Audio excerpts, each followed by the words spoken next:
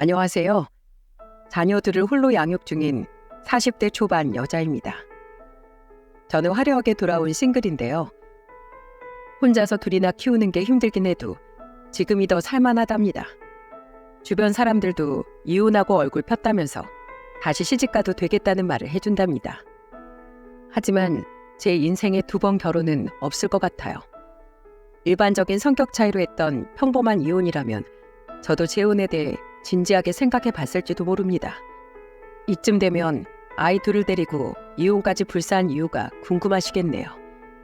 저도 처음엔 혼자서 아이들을 어떻게 키워야 할지 막막하긴 했어요. 하지만 엄마가 행복해야 아이들도 행복하게 크는 게 아니겠습니까? 한때는 검은 머리 팥불이 될 때까지 사랑한다는 맹세까지 했던 남편과 이런 결말을 보게 될 줄은 몰랐네요. 특히 저는 남편과 결혼할 때 결혼식이 거의 축제 같은 분위기였거든요. 지금도 저랑 가장 친한 친구들 6명이 제 결혼식을 빛내줬었죠. 누구보다 즐거운 분위기 속에 결혼식을 올린 저는 정말 행복하게 살 거라고 생각했습니다. 저보다 연상이었던 남편과 저는 주변에서도 잘 어울린다는 말도 자주 들었어요. 그때 친구들이 제 결혼식을 축하해주면서 각종 이벤트도 많이 준비해줬었습니다. 한 친구는 직접 개사까지 해서 축가를 불러주기도 했답니다. 유독 글을 잘 쓰던 친구 혜미는 편지까지 써서 축사를 해줬었어요. 결혼식 때 축사를 듣고 저는 눈물도 펑펑 흘렸네요. 그때 친구가 읽어준 축사 내용 중에 절 울렸던 내용은 이런 내용이었습니다. 우리 6명 같은 교복을 입고 하하호호 웃던 시절이 엊그제 같은데 이제는 제각각 다른 옷을 입고 있네. 그래도 우리 마음은 늘 한결같을 거라고 생각해. 친구의 행복이 내 행복처럼 여겨지는 우리의 우정을 소중하게 지켜갔으면 좋겠다. 내 친구 조양이 이제는 친구 손이 아닌 남편과 손을 맞잡고 이 험한 세상 잘 살아가길 바랄게. 사랑한다 친구야. 친구의 축사를 듣고 저희끼리 눈물 콧물 얼마나 울었는지 모릅니다. 진심으로 서로의 행복을 빌어주는 좋은 친구들이죠. 제 결혼식이 끝나고 세월이 지나면서 하나 둘 시집을 가더군요. 그때마다 저희는 서로의 인생 2막을 축하해줬답니다. 저희끼리 워낙 돈독한 사이다 보니까 부부 동반으로 모임도 자주 갔었습니다. 저희 6명과 남편들의 아이들까지 정말 대인원이 모여서 즐거운 시간을 보냈답니다. 그때 저도 큰아들과 작은딸을 데리고 같이 펜션으로 놀러 갔어요. 아이를 키우고 있는 친구들은 서로 모여서 육아하면서 힘든 이야기를 늘어놨었고요. 이제 아이 낳고 유독 힘들어하던 친구가 힘들어하는 목소리로 한 소리를 하기 시작했죠. 나 요즘 이유식 시작해서 내 밥도 못 챙겨 먹어. 애 이유식 먹이고 주방 치우고 나면 또 이유식 할 시간이니까 내가 정말 돌아버리겠다. 한참 손 많이 가는 어린아기를 키우던 친구가 이런 하소연을 시작하면 이미 아이를 유치원쯤 키워놓은 친구가 한마디 거들면서 말했습니다. 야, 그거 금방이야. 나중에 눈 감고도 만들게 돼. 난 그때 직접 만들다가 그냥 사다 먹였잖아. 이러다가 내가 죽을까봐 못하겠더라고. 그리고 요즘은 이유식 전문 업체도 있어서 훨씬 편하고 그게 더 경제적이야. 너도 동네 한번 알아봐. 서로 육아 꿀팁을 나눠주면서 이야기가 끊이질 않았어요. 부부 동반 모임을 자주 하다 보니까 남편들끼리도 안면을 트고 서로 친해져 있던 상태였습니다. 아무래도 아내들끼리 친하게 지내다 보니 남편들도 금세 친해지더군요. 밤 11시쯤 되면 아이들도 모두 재우고 거실에 친구들과 남편들까지 둘러앉아서 술도 한 잔씩 했었답니다. 그렇게 모이면 서로 안부를 물으면서 이야기 꽃을 피웠어요. 그때 저는 한 친구를 보면서 지난번에 다녀온 해외여행이 어땠는지 물었습니다. 야, 경은아, 너 지난번에 남편이랑 해외여행 다녀왔다고 하지 않았어? 어땠어? 너무 좋았지. 우리 괌 다녀왔는데 패키지로 가니까 너무 편하더라고. 이제 나이 들어서 그런지 여행 한번 가는 것도 직접 준비하기 힘들더라. 그래서 그냥 여행사 패키지로 갔다 왔어. 정말? 야, 오랜만에 푹 쉬고 왔겠네. 둘이 신혼 분위기 나는 것 같은데? 우리 원래 매일매일 신혼 같았어. 뭐야 둘이 진짜 닭살이다.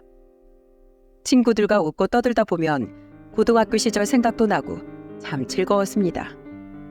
그렇게 친구들과 웃고 떠들다 보면 시간 가는 줄도 몰랐답니다. 제가 부러워하는 듯 말하자 한 친구가 목소리를 높이면서 저한테 말하더군요. 양이 넌 남편 잘 나가는데 뭐가 그렇게 부러워? 일만 하지 말고 한번 놀러 갔다 오면 되지. 부부가 맞벌이하면 충분히 가겠다야. 돈만 벌면 뭐해? 시간이 없는데. 우리는 애들이 둘이라서 벌 수 있을 때 벌어야 해. 아파트 대출금 갚느라 허리가 휜다 휘어. 중견기업 영업팀에서 일하고 있던 남편은 누구보다 회사 일에 열정적이었어요. 그래서 회사에서 인정도 받고 유능한 직원으로 좋은 평가도 받았지만 일하느라 늘 바빴습니다. 친구의 말에 남편은 괜히 신경 쓰였는지 한마디 조심스럽게 하더군요. 제가 더 열심히 해서 양이 좀 쉬게 해줘야 하는데 제가 많이 부족해서 그래요. 시간 되면 저랑은 못 가더라도 친구들끼리라도 시간 맞춰서 다녀와. 애들은 내가 봐줄게. 정말이야? 당신 혼자서 애 둘을 볼 수 있겠어? 그럼 똥도 예쁜 내 새끼들 당연히 잘 볼 수 있지. 당신은 아무 걱정 말고 친구들이랑 좀 쉬다가 와. 난 정말 괜찮아. 남편이 저한테 해주는 말을 듣고 친구들은 부러움에 소리를 질렀습니다. 남편은 친구들 사이에서도 다정한 남편으로 통했어요. 그래서 부부 동반 모임 때 모이면 친구들이 자기들 남편을 보면서 장난스럽게 한마디를 하기도 했었네요. 당신은 양이 남편 좀 보고 느끼는 거 없어? 또 뭘 느껴? 이것 봐 이것 봐. 우리 남편은 연애 때 빈말로도 하늘에서 별 따다 준다는 말도 해본 적이 없어. 그냥 말이라도 당신도 친구들이랑 좋은 시간 보내고 와. 이런 말도 못해? 당신 어차피 놀러 갈 시간도 없잖아. 우리 애가 늘 당신만 찾는데 어떻게 놀러 가려고. 으이구, 누가 당장 비행기 타고 날아가겠대? 말이 그렇다는 거지 말이. 나도 당신한테 애만 맡기고 못 가 이 사람아. 한 친구 부부의 대화에 그 자리에 있던 모두가 빵 터지고 말았네요.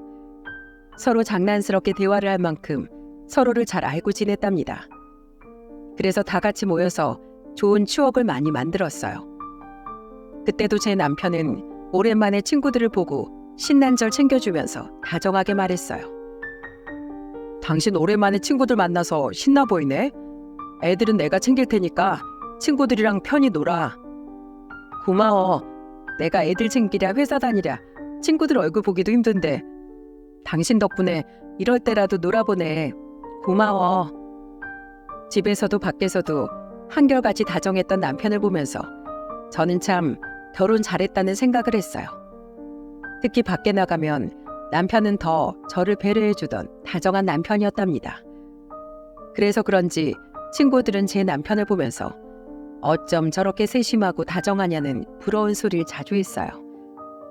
그럴 때마다 저는 남편 덕분에 어깨가 으쓱해졌습니다. 그야말로 남편과 아빠의 역할을 제대로 해내던 남편이었어요.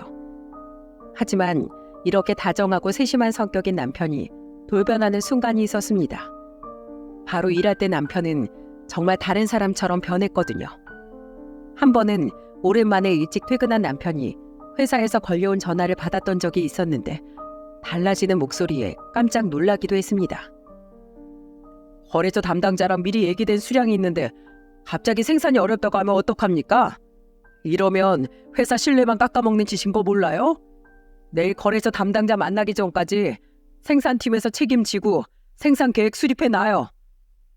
남편은 회사 일이 생각처럼 안 풀리는지 언성까지 높이면서 화를 내다가 전화를 끊어버렸어요. 저는 처음 보는 남편의 모습에 크게 당황했었답니다.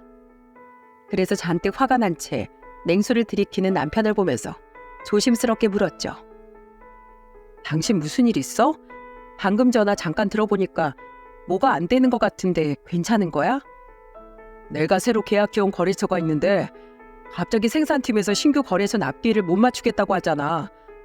미리 내가 확인까지 다 하고서 계약한 거래처인데 이런 식으로 말을 바꾸면 영업팀은 어떻게 일하라는 거야? 그래서 당신이 그렇게 화낸 거야? 어떡해? 내가 괜히 회사 일로 집에서 언성 높였네. 미안해. 집에선 일로 화내기 싫었는데. 급한 일인데 어쩔 수 없지. 너무 신경 쓰지 마. 잘 풀릴 거야. 남편은 잔뜩 찡그렸던 얼굴을 풀고는 아이들을 살폈습니다. 저도 처음 보는 남편의 모습에 놀랐는데 아이들도 놀라긴 마찬가지였습니다. 큰아들이 그때 유치원생이라 눈치가 빤한 나이였거든요. 그때 큰아들을 보니까 멀찌감치 서서 남편 눈치를 보고 있었어요. 남편은 그 모습을 보자마자 거실로 가서 큰아들을 품에 안고 말했습니다. 준수야, 놀랐어? 아빠가 갑자기 소리쳐서 미안해. 밖에서 전화 받는다는 게 깜빡했네. 아빠 회사에서 선생님한테 화내요? 그러면 안 된다고 했어요. 아빠 회사에 선생님이 어딨어. 회사에는 선생님 없어. 아빠가 같이 일하는 친구랑 얘기하다가 큰 소리 친 거야. 내일 그럼 회사 가서 친구랑 화해할 거예요? 그럼 친구랑 싸우는 거 아니라고 아빠가 말했었지? 아빠 내일 회사 가서 친구한테 화내서 미안하다고 할 테니까 준수도 유치원에서 친구랑 싸우면 안 된다. 알았지? 싸우더라도 바로 사과하고 푸는 거야. 알겠어요. 아빠도 친구랑 사이좋게 지내요. 약속? 그래. 다 아빠가 준수랑 약속했으니까 꼭 지킬게. 남편은 아들을 달래주면서 상황을 잘 설명해줬습니다. 이렇게만 봐도 아이들한테 정말 자상한 아빠처럼 느껴지시죠? 2마리 토끼 잡다가 다 놓친다는 말이 있는데 제 남편은 일도 가정도 다 잡은 100점짜리 남편이었습니다. 적어도 그때까지만 해도 저는 남편이 진국이라고 생각했어요. 하지만 시간이 흐르면서 제 남편도 별 수 없이 변하더군요. 그럴 수밖에 없던 게 남편은 일 욕심이 누구보다 강했어요. 그러다 보니까 영업팀 내에서 실적도 가장 좋았고 연말에 성과급도 동기 중에서 가장 많이 받을 정도였습니다. 이렇게 말하면 일 잘하고 돈 잘 벌어다 주는 남편이 뭐가 문제냐고 보기 겨운 소리하는 것처럼 들리시겠죠? 하지만 남편이 바쁘다는 건 집안일에 소홀해진다는 거였습니다. 그동안 남편이 강박처럼 양쪽을 다 챙겨왔던 것도 있지만 큰아들이 초등학생이 되고 점점 커갈수록 남편은 회사 일에 더 집중을 하더군요. 아무래도 영업팀에서 과장으로 있던 남편은 실적을 올리려고 혈안이 되어 있었거든요.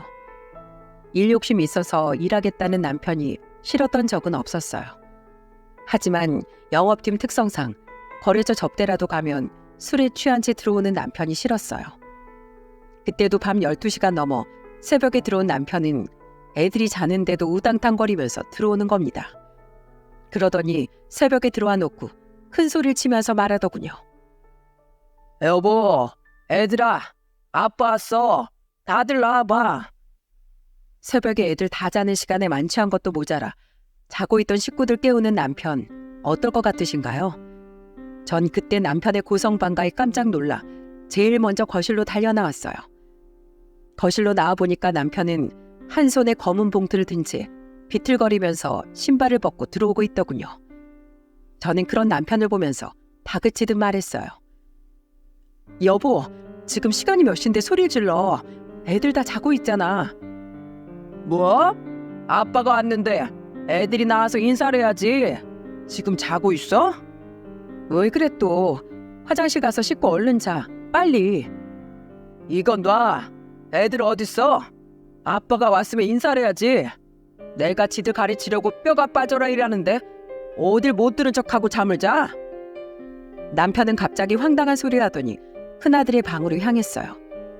저는 애들이 잠에서 깰까봐 술 취한 남편을 뜯어 말리려고 애를 썼지만 만취한 성인 남자를 저 혼자 감당할 수 있었겠습니까? 결국 남편은 아들 방문을 벌컥 열고 소리치면서 말했어요. 윤준수, 일어나. 아빠가 왔으면 일어나서 인사부터 해야지. 어디서 잠을 자고 있어? 당신 진짜 왜 그래? 왜 애들한테 술주정이야? 당신이 집에서 애들 오냐오냐 키우니까 아빠가 와도 인사할 줄도 모르잖아.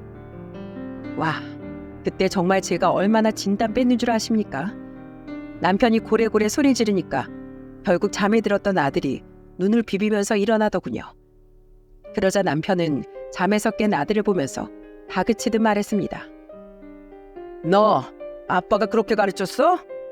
아빠가 아직 집에 안 왔는데 누가 자? 엄마가 잘 시간이라고 해서 잤어요. 아빠 죄송해요. 넌 사내 놈이 엄마 말이면 다 듣는 거야? 넌 입도 없어? 빨리 아빠한테 인사해. 아빠, 안녕히 다녀오셨어요? 아주 한 번만 더 그래봐. 버르장머리 뜯어 고쳐놓을 거야. 알겠어? 너 앞으로 아빠 집에 오면 자. 술에 취해서 괜한 억지를 부리는 남편을 보고 정말 기가 막혔습니다. 저는 너무 어이가 없어서 남편 등을 때리면서 말했어요. 당신 미쳤어? 지금 시간이 몇 시인데 자는 애를 깨워서 엉뚱한 소리 하는 거야. 당장 나와. 가서 씻고 당신이야말로 잠이나 자. 당신이 이러니까 애들이 아빠 얘기를 우습게 알잖아. 난 생활비도 꼬박꼬박 주는데 왜 집에서 이런 대접을 받아야 하는데? 누가 당신을 무시했다고 그래. 당신이야말로 이러는 거 행패 부리는 거야. 왜 새벽에 들어와서 자는 가족들한테 붕풀이야. 저는 잔뜩 겁을 먹고 소리도 없이 눈물만 뚝뚝 흘리는 아들을 보자 눈이 돌았어요. 그래서 술주정을 하면서 당당하게 서 있는 남편을 안간힘을 써서 거실로 끌어냈습니다. 그리고 남편을 보고 단호하게 말했어요. 당신 미쳤어? 돈은 당신만 벌어? 나도 벌어오잖아. 뭐가 그렇게 억울한데. 지금 시간을 봐. 이 시간에 들어오는 당신은 뭘 잘했다고 큰 소리냐고. 술 깰 때까지 복도 있고 싶어? 난 서운해서 그랬지. 일하는 것도 힘든데 이런 내 힘듦을 아무도 몰라주니까 억울해서 그랬다고. 회식도 일의 연장인데 내가 얼마나 힘들었겠어. 억울해? 나도 억울한 거 말해볼까? 난 회사 끝나고 집에 오면 청소하고 빨래하고 애들 씻기고 먹이고 입히느라 엉덩이가 땅에 붙어있을 시간이 없어. 그렇게 억울하면 회식 내가 갈 테니까 당신이 집안일에 애들 보는 것까지 다 해봐. 누가 일을 바꾸자고 했어. 말이 그렇다는 거지. 내가 요새 일이 힘들어서 그랬어. 당신 고생하는 거 다 알지. 당신 식구들 먹여 살리려고 고생하는 거 아는데 당신만 힘들게 버티는 거 아니야. 알긴 해? 요즘에 당신 입으론 나 고생하는 거 안다면서 행동하는 건 전혀 안 그래 보여. 미안해. 내가 고가 평가 시즌이라서 예민해서 그랬어. 이제 술이 좀 깨? 얼른 화장실 가서 씻고 준수한테 가서 달래줘. 애 놀래서 토끼 눈 뜨고 앉아있더라. 정말? 어떡해? 아휴, 어떡하냐. 일단 빨리 씻고 가서 애 좀 달래줘. 당신 지금 술 냄새, 담배 냄새 엄청나. 제가 남편 등과 팔을 찰싹찰싹 때리면서 말하니까 정신이 좀 돌아오는 듯 했습니다. 정신이 조금 돌아온 남편은 거실 벽시계를 보고 놀란 듯 보였어요. 정말 남편 행동에 온 가족이 놀랐던 적이 한두 번이 아니었습니다. 그날도 화만 잔뜩 내다가 정신 차리고 아들을 달래주더군요. 그걸 보는데 남편이 왜 저렇게 변했을까 싶더라고요. 일 욕심이 있다는 건 알고 있었지만 남편은 점점 더 일에 집착적으로 변해갔습니다. 고가 평가를 매년 잘 받아놔야 승진에 유리하다며 잔뜩 예민해졌었어요. 남편 회사에서 고가 평가하는 시즌만 다가오면 저까지 덩달아 바짝 긴장하게 되더군요. 그렇다고 남편이 일을 못해낸 줄 아십니까? 회사에서 매년 꾸준히 연봉도 인상될 만큼 능력을 인정받던 남편이었어요. 그런데도 남편은 매일 불안해하면서 저한테 이런 말까지 했었어요. 밑에서 얼마나 치고 올라오는 줄 알아? 매년 신입사원들 쏟아지니까 위에서는 압박 주는데 정말 나도 미치겠다, 미치겠어. 물론 남편을 완전히 이해 못하는 것도 아니었어요. 하지만 사람이 정도라는 게 있는 거잖아요. 그때 한창 심할 때는 남편이 일로 통화를 하다가 집안에서 욕설을 내뱉었던 적도 있을 정도였거든요. 그러다 보니까 저도 답답한 마음에 남편을 보고 화를 내면서 말했답니다. 당신 회사에 신경 쓰는 만큼 식구들 신경 써본 적 있어? 예전에 안 그랬잖아. 요즘 대체 왜 그러는데? 애들이 집에서 잘 놀다가 당신 오는 소리만 들리면 방에 다 숨는 건 알아? 제발 회사 신경 쓰는 거 반만 집안에 쏟아봐.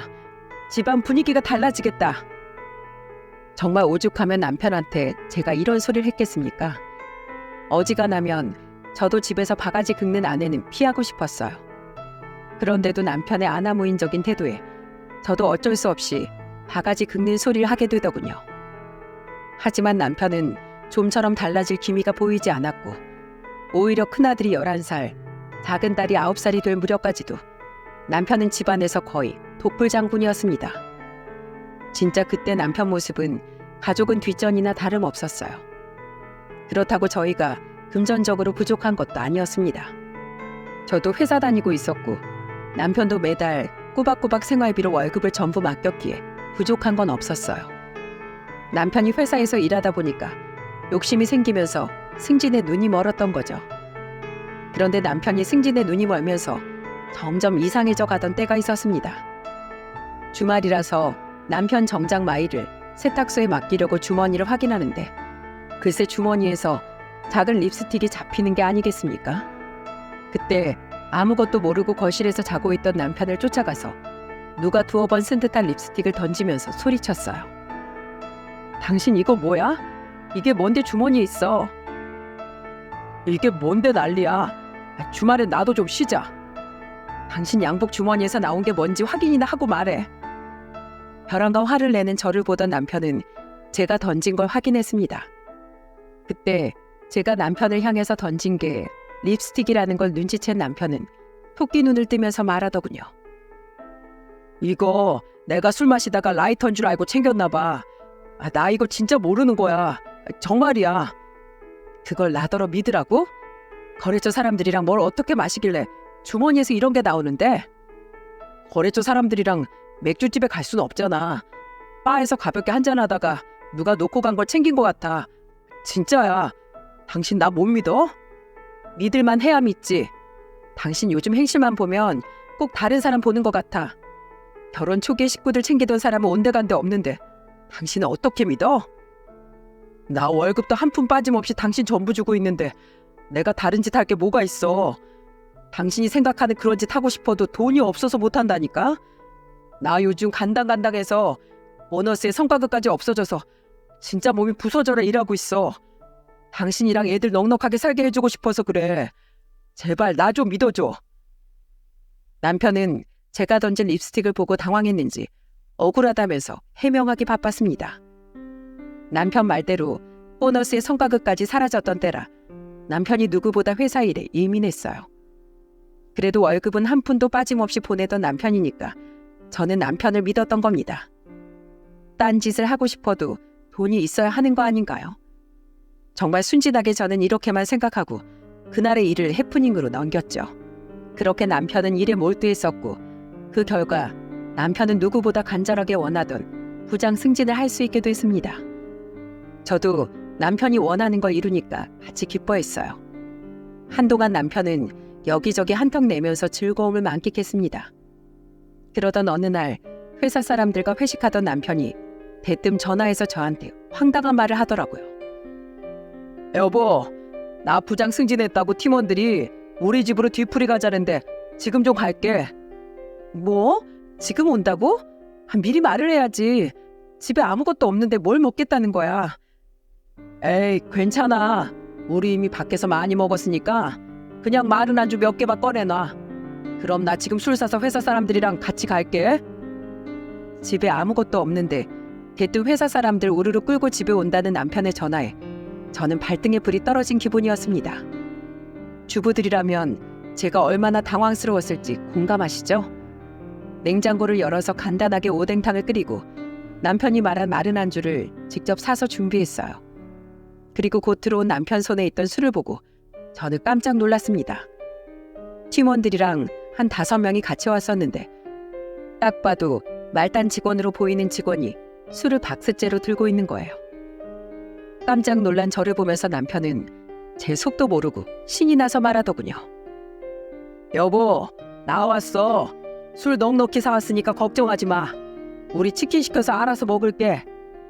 재수씨, 저희 와서 싫으신 거 아니죠? 축하해 주려고 온 거니까 너무 그러지 마세요. 술에 취해서 말하는 남편을 보는데 저는 화가 났지만 같은 팀원들까지 있어서 꾹 눌러 참았습니다. 승진해서 신난 남편을 이해하려고 했어요.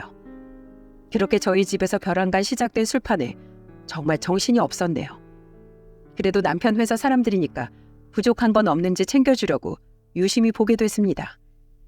그런데 5명쯤 온 팀원 중에 말단 직원으로 보이는 한 남자 직원이 제대로 어울리지 못하고 술만 마시고 있는 겁니다. 저는 서로 나이차가 있다 보니까 못 어울리는 줄 알았어요. 그러다 잠시 뒤 다른 직원들과 남편이 담배를 피고 오겠다면서 자리에서 일어나더니 말단 직원만 남겨두고 전부 나가더군요. 그 직원들이 나가니까 집안이 좀 조용해졌어요. 저는 조심스럽게 혼자 남은 직원한테 가서 물었습니다.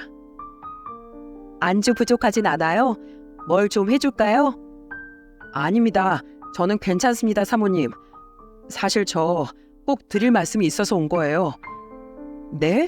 저한테 무슨 할 말이 있으시길래 그렇게 비장해요? 저한테 할 말이 있다면서 표정까지 비장해진 직원을 보니까 저도 당황스러웠어요. 제가 의아한 표정으로 쳐다보자 그 남자 직원은 주머니에서 쪽지 하나를 꺼내더니 저한테 그 쪽지를 건네면서 말하더군요. 사모님, 제 얘기 잘 들으세요. 이 쪽지 확인해 보시고 이 전화번호 꼭 조사해 보세요. 저 지금 취한 것도 아니고 정신 멀쩡해요. 제가 사모님 인생 구제해 주는 걸 수도 있고요. 그러니까 제 말 꼭 명심하세요. 그게 무슨 말씀이에요? 갑자기 이렇게 말하면 제가 어떻게 믿어요? 지금 시간이 없어요.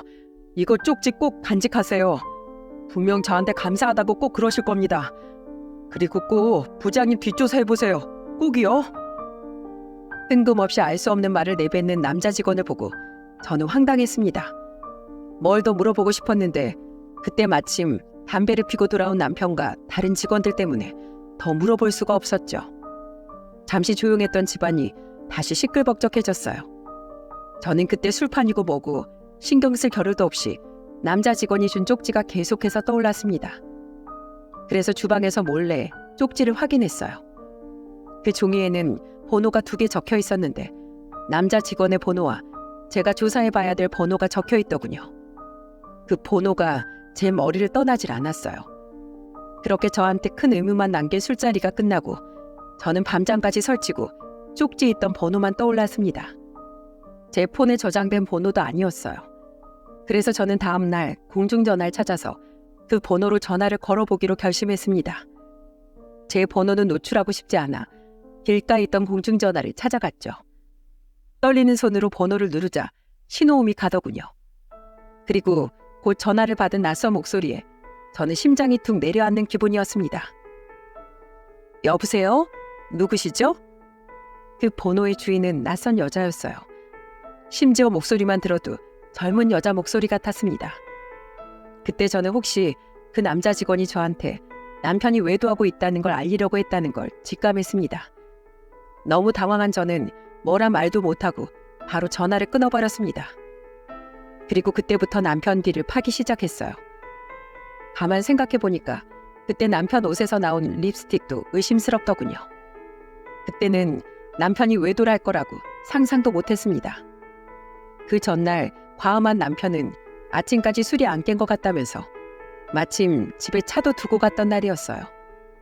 그래서 남편 차에 있던 블랙박스를 돌려보기 시작했습니다. 그런데 그 블랙박스에 뭐가 찍혀 있는 줄 아십니까? 저는 그 작은 블랙박스에 막장 드라마의 한 장면처럼 찍힌 영상들을 보고 경악했어요. 남편이 딱 봐도 어려 보이는 아가씨랑 팔짱을 끼고 연인처럼 다정하게 차로 걸어오는 모습이 찍혀 있던 겁니다. 심지어 차에 타고 나서 둘이 나눈 대화는 정말 충격적이었어요. 오빠, 오늘 집에 갈 거야? 오늘은 가야지. 와이프가 요즘 늦게 온다고 난리치니까 당분간은 눈치 좀 봐야 할 것 같아. 다음 주에 애들 데리고 친정 간다니까 그때 은미 집으로 갈게. 진짜? 그럼 우리 그때 맛있는 거 해먹자. 오빠 와이프는 요리도 못한다면서. 내가 실력 발휘 좀 해볼게. 얼굴도 예쁘고 요리도 잘하고 대체 못하는 게 뭐야? 내가 널 먼저 만났으면 너랑 결혼했을 거야. 애들 때문에 살고 있지. 애들만 없었어도 당장 이혼했을 거야. 둘이서 아주 다정하게 저를 욕하고 있던 겁니다. 그동안 제가 알던 남편이 아닌 것 같았어요. 블랙박스를 한참 보니까 그 여자는 바에서 일하는 것 같았습니다. 둘이 자주 드나드는 바가 딱 보였거든요. 그리고 그날 저녁 저는 엄청난 사실을 숨긴 채 남편이 핸드폰 패턴을 푸는 걸 유심히 지켜봤습니다. 남편이 패턴 누른 걸 유심히 지켜보고 남편 잘 때 패턴을 풀어서 보려던 작전이었죠. 그런데 의외로 패턴은 간단하더군요. 이 바보 같은 유형은 패턴이 그냥 기획자였습니다. 짐은 불편하다고 패턴으로 하더니 참 단순한 사람이었어요. 그날 남편이 잠들기만을 기다렸고 잠든 걸 확인한 저는 남편 휴대폰 잠금을 풀고 메시지를 확인하기 시작했습니다. 그런데 정말 그 안에는 상상 초월하는 문자들이 있더군요. 김은미라고 저장된 여자와 낯뜨거운 문자들을 주고받고 있던 겁니다. 손이 덜덜 떨릴 만큼 충격적이었지만 저는 우선 그 문자 내용들을 전부 캡처해서 제 핸드폰으로 보냈어요. 낮에 미리 블랙박스 영상도 전부 컴퓨터에 옮겨둔 상태였거든요. 아무것도 모르는 남편을 보면서 저는 몰래 복수를 계획했어요. 저는 우선 저한테 쪽지를 준 남자 직원한테 연락을 해서 약속을 잡고 만났습니다. 그리고 저는 진지한 목소리로 그 직원한테 물었어요. 이걸 왜 저한테 알려준 거예요? 이러는 이유가 있을 거 아니에요. 저 그동안 부장님한테 쌓인 거 많은 사람이에요. 누가 봐도 파렴치한 부장님한테 지금 복수하는 겁니다. 아주 악질 중에 악질이에요. 부장님 때문에 퇴사한 사람이 얼마나 많은 줄 아세요? 뭐라고요? 부장님 승진하려고 물불 안 가리던 사람이에요. 워낙 실적 좋은 직원이라 회사에서도 힘이 세요. 그래서 부하 직원들이 영업 실적이 저조하거나 말을 안 듣거나 문제를 일으키면 가만두고 보지도 않았어요. 화를 내면서 발로 정강이를 차고 폭언까지 마구 일삼던 사람이에요. 심지어 주말에 집에서 쉬고 있는 사람 불러내서 대리운전 시킨 적도 있어요. 그뿐인 줄 아세요? 저 부장님 술값으로 138만 원 냈던 적도 있어요. 근데 제가 결제한 술집이 부장님 상간녀가 사장으로 있던 술집이었어요. 거기 직원이 아니고 사장이라고요? 젊은 여자 같았는데 뭘 잘못 알고 있는 거 아니에요? 놀라지 마세요. 그 술집 부장님이 그 여자한테 차려준 거예요. 제가 술 취한 부장님 데리러 갔다가 정확히 들었어요. 그동안 집에는 월급 400만 딱 주고 나머지 상여금 성과급 전부 그 여자한테 썼다니까요. 남편이 월급을 빼돌리고 있었다는 말에 저는 어안이 벙벙했어요. 알고 보니까 남편은 그동안 월급이 600에서 700만 원 정도 됐는데 저한테는 400만 원만 보냈던 겁니다. 심지어 상여금의 성과금이 병영 악화로 안 준다고 하더니 그 돈은 전부 빼돌리고 있었던 거예요. 이걸 옆에서 그냥 두고 보다가 이제 악에 받쳐서 저한테 알려준 직원한테도 황당해서 소리쳤습니다. 그렇게 억울했으면 회사에 신고하면 됐잖아요. 왜 저한테 이러는 건데요? 부장님이 맨날 저한테 했던 말이 자기 말만 잘 들으면 승진시켜준다는 말이었어요. 나만 따라오면 앞이 창창하다고 하더니 자기 밥그릇만 챙기는데 제가 가만히 있게 생겼어요? 일단 알겠어요. 나머진 내가 알아서 할 테니까 기다려요. 저는 그렇게 그 직원과 짧은 대화를 끝내고 곧장 뒷조사를 시작했습니다. 그때 변호사 사무실에서 직원으로 일하고 있던 친구한테 울면서 전화했어요. 미경아, 너 지금 뭐해? 나 일하지. 너 뭐야? 지금 울어? 나 어떡해? 남편이 있잖아. 친구는 제 말에 놀라서 캐물었고 저는 그동안 보고 들은 걸 전부 다 털어놨습니다. 그러자 친구는 화를 내면서 소리쳤어요. 뭐? 지금 그게 진짜야? 야, 조영희, 너 정신 차려. 이제부터 증거 싸움이야. 내가 흥신소라도 알아볼 테니까 넌 네가 모은 증거 잘 챙겨놔. 단호한 친구의 말에 저는 눈물을 닦고 다시 한번 마음을 다잡았습니다. 그때 친구와 같이 남편 뒤를 털어보니까 정말 가관이더군요. 그동안 비자금까지 만들어서 상간녀 오피스텔에다가 밥까지 전부 직접 다 얻어준 겁니다. 이게 지금 믿어지십니까? 저는 남편이 그동안 일에 미쳐있는 줄 알았는데 그냥 여자한테 미쳐있던 거였어요. 심지어 서로 만난 기간도 1년이 넘었더군요. 그동안 아무것도 모르는 저를 보고 얼마나 재미를 봤을지 배신감이 느껴졌습니다. 그때 친한 친구들이 전부 남편 놈의 외도를 알게 됐고 다 같이 복수를 하자면서 뭉치게 됐어요. 그리고 친구들의 남편까지 합세해서 상간녀가 있던 바로 향했습니다. 자리를 잡고 저는 상간녀를 보면서 술부터 주문했죠. 여기 로얄 살루트 3병만 주세요. 어머, 오늘 좋은 일 있으신가 봐요. 고급 술을 드시네요. 네, 아주 기쁜 날이니까 빨리 깔아주세요. 아무것도 모르고 비싼 술을 주문하니까 헬렐레한 표정으로 상간녀가 얼마나 좋아했는지 모릅니다. 사실 저는 술을 잘 마시는 편이 아니었어요. 그래서 친구들과 갔던 것도 있었죠. 고급진 술이 나오고 친구들과 남편들까지 한 잔씩 마시기도 하고 몰래 얼음통에 버리기도 했답니다. 그리고 저는 계속해서 술을 시켰어요. 그런데 갑자기 걱정 가득한 목소리로 상간녀가 저한테 와서 이런 말을 하더군요. 손님, 지금 로얄 살루트가 다 나갔어요. 그리고 지금까지 마신 것도 비용이 좀 많이 나올 텐데 괜찮으시겠어요? 저희 돈 많아요. 걱정하지 마세요. 돈 같은 거 걱정하지 말고 로얄 살루트 다음으로 비싼 술 가져와 봐요. 네, 그래요. 알겠습니다. 상간녀가 걱정한 이유는 그날 저희가 다 같이 시켰던 술값이 한 1,500만 원치 됐거든요. 여러분들, 저는 참고로 술 못한다고 말하지 않았습니까? 그날 친구들과 남편들까지 제 복수 도와준다고 비싼 술을 조금씩 마시는 척하고 얼음통에 다 버려버리고 있었어요. 술을 마시는 것보다 복수하겠다는 일념에 불타오르고 있었습니다. 일부러 술값 많이 나오라고 안간힘을 쓰면서 술을 없애고 있었죠.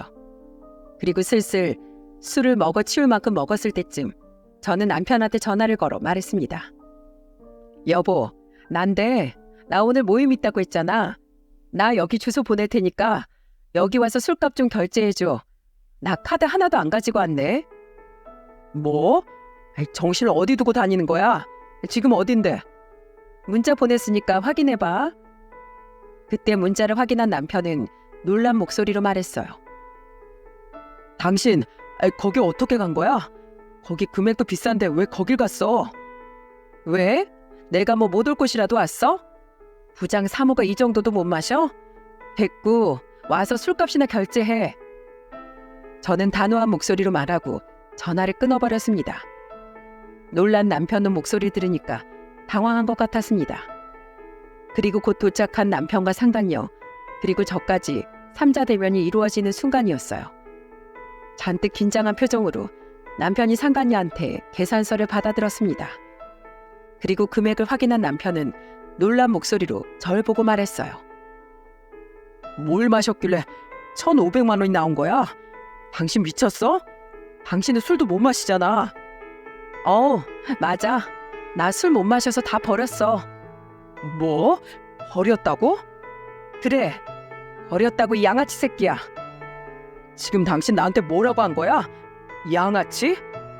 뭘 그렇게 벌벌 떨어? 여기 어차피 네가 전현한테 차려준 가게잖아. 내가 모르고 왔을 것 같아? 당신, 그게 무슨 소리야? 그걸 어떻게 알았어?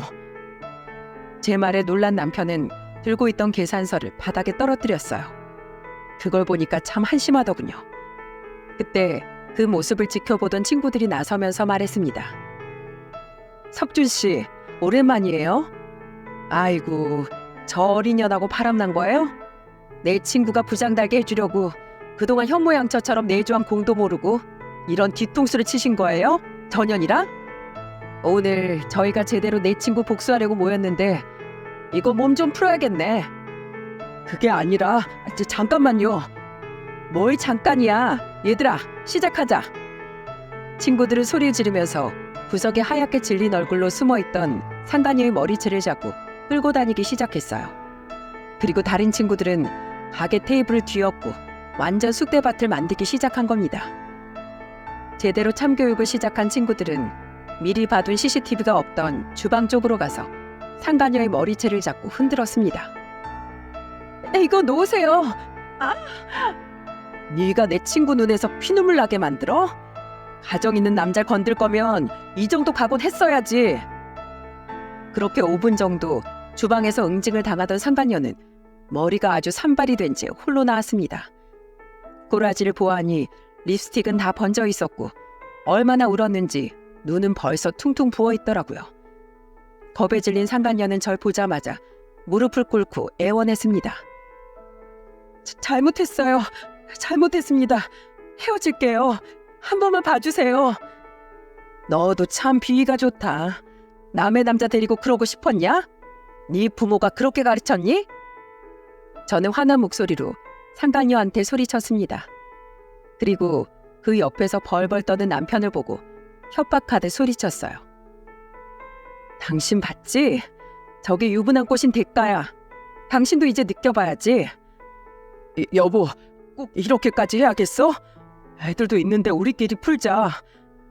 난 우리 애들을 생각해서라도 이렇게 해야 되겠어. 너 같은 건 아빠로 두고 싶지도 않아. 그리고 네 복수는 내일 회사 가보면 알 거야. 내가 얼마나 많은 걸 준비했나. 내일 가서 두 눈으로 꼭 봐. 여보, 제발. 나 힘들게 승진한 거 잘 알잖아. 웃기고 있네. 여자한테 미쳐 있었으면서 무슨. 더러운 손 치워. 개뜸 제 팔을 잡는 남편을 저는 냅다 밀어버렸습니다. 그리고 저는 친구들과 하이파이브를 하면서 술집을 나와버렸죠. 저는 다음날 회사로 가서 남편의 비리가 담긴 자료를 전부 보여줬어요. 남편의 불륜과 그동안 회사 부하 직원들을 괴롭혀 오던 걸 회사에 전부 고발한 겁니다. 남자 직원의 도움으로 회사에서 저질렀던 남편의 만행까지 전부 회사에 넘길 수 있었어요.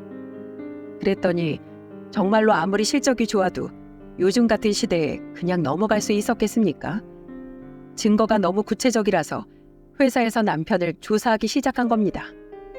심지어 퇴직한 그 직원들까지 일일이 다 전화해 남편의 비리와 갑질을 다 조사하고 있었어요. 그렇게 한참을 조사하던 회사 측에서는 모든 게 다 사실로 증명되면서 결국 남편을 해고하더군요. 결국 해고 통보를 받은 남편은 저를 원망하면서 말했습니다. 여보, 내가 그동안 부장 달려고 얼마나 노력했는지 알면서 이렇게까지 해야겠어? 이제 우리 뭐 먹고 살 거야? 우리? 우리 같은 소리 하고 있네. 누가 우리야? 이제 너랑 난 남남이야. 네가 바람핀 그 순간부터 남남이었어. 그러니까 평소에 좀 잘 살지. 오죽했으면 부하 직원이 제발 복수 좀 해달라고 나한테 부탁했겠냐? 내가 알아보니까 그동안 야금야금 집안 재산 빼돌려서 상간녀랑 잘 붙어먹었더라. 난 법적으로 다 시시비비 가릴 거니까 딱 기다려. 너 아직 안 끝났어. 내가 아주 오장육부까지 다 털어줄 거야. 넌 조강지져 버린 대가가 얼마나 큰지 한번 제대로 당해봐. 그래, 이참에 갈라서 진짜 지긋지긋하다. 남편 놈은 믿는 구석이라도 있는지 되려 저한테 화를 내더라고요. 결국 남편은 직원들한테 손가락질까지 받으면서 회사를 떠나야 될 처지였습니다. 회사에 짐을 싸러 간 날 그 남자 직원이 남편한테 어떻게 했는 줄 아십니까? 야, 윤석준, 이거나 받아라 하면서 정수기에 물을 받아 남편 얼굴에 시원하게 뿌려버렸대요. 저도 몰랐는데 남자 직원이 전화해서 말해줬어요. 그랬더니 남편 놈이 끝까지 뻔뻔하게 소리치면서 말했다고 하더군요. 너 지금 부장한테 무슨 뭔 짓거리야? 부장 좋아하고 계시네. 회사에서 잘린 주제. 앞으로 인생 똑바로 살아. 알았어? 그동안 내가 너한테 지불했던 뭐 술값 노동비 다 청구할 거니까 돈이나 준비해둬라. 그러면서 저한테 자기가 인생 살면서 이렇게 시원한 적이 없었다고 말했어요. 오히려 저한테 고맙다고 말하려고 전화했다고 하더군요. 그 후 저도 남편 놈한테 위자료와 재산 분할 그리고 양육권까지 전부 소송을 통해서 되찾았답니다. 그리고 상간녀한테도 위자료 소송을 걸어 제대로 복수했죠. 그리고 지금은 어떻게 됐는 줄 아십니까? 남편 놈 백수되니까 그 상간녀도 결국 남편을 버리더군요. 그런 여자들 뻔한 거 아닌가요? 돈 있을 때야 그런 여자들이 붙어있지 빈털털이 된 남편에게 붙어있을 리가 없었어요. 그랬더니 지 버림받았다고 저한테 울면서 전화까지 했답니다. 여보, 나 그 여자한테 당했어. 오피스텔 가게까지 전부 처분해서 튀었다고. 그래서 나보고 뭐 어쩌라고? 그 여자랑 살림을 차리려고 이혼하겠다면서? 나 지긋지긋하다며? 나 정말 공사당한 거야. 나 모르겠어? 그 여자가 나 잘리니까 개차반 버리듯이 버리더라니까. 네 수준이 딱 그 정도야. 알겠냐? 나한테 이럴 시간에 그 여자 뒷공문이 잡으러 가던지 해. 나 한 번만 봐줘. 제발. 나 앞으로는 정신 차리고 살게. 지나가는 개가 웃겠다. 가서 네 돈 들고 튄 여자나 잡으세요. 한 번만 더 전화하면 가만 안 있을 거야. 이혼 소송까지 끝나고 전 남편이 된 주제에 상간녀한테 뒤통수 맞았다고 울면서 전화했더라고요. 여러분, 웃기지 않습니까? 결국 백수신세가 된 남편은 술 퍼마시면서 폐인처럼 지낸다고 하더군요. 지금 이혼이 확정되고 2달밖에 안 지나서 그런지 속이 다 시원하네요. 앞으로 인생 어떻게 살지 모르겠지만 애들을 생각해서라도 제발 인간답게 살길 바랄 뿐이에요. 남편하고 지낸 10년 넘는 결혼 생활 동안 희로애락이 있었지만 이런 허망한 결말일진 몰랐습니다. 하지만 똥인지 된장인지 찍어 먹어봐야 하는 멍청한 놈이랑 사느니 지금이 훨씬 좋습니다. 저는 한 가정의 아내로 최선을 다했기 때문에 후회도 미련도 없답니다. 지금 회사를 다니면서 아이들과 이사도 하고 평범하게 지내고 있어요. 그런 제가 이런 사연을 왜 썼을까 궁금하시죠? 제발 한번 결혼했으면 다른 이성 보기를 돌같이 하길 바라는 마음에 보냈어요. 조강지쳐 버린 대가가 이 정도인데 정말 바람피고 싶으십니까? 익숙함에 속아서 소중함을 잊는다면 결국 모든 걸 잃게 된다는 걸 꼭 기억하시길 바랍니다. 지금 아이들은 전 남편 없이도 아주 잘 크고 있어요. 하지만 나이가 들면 이 사실을 알려야 하잖아요. 상처받을 아이들 생각하면 저도 가슴이 미어집니다. 그러니까 부모라면 가정을 최우선으로 생각하고 살길 바라겠습니다. 험한 세상에 가족만큼 든든한 울타리가 없는 것 같아요. 그러니까 모두 옆에 있는 가족들과 행복하게 잘 지내시길 바랄게요.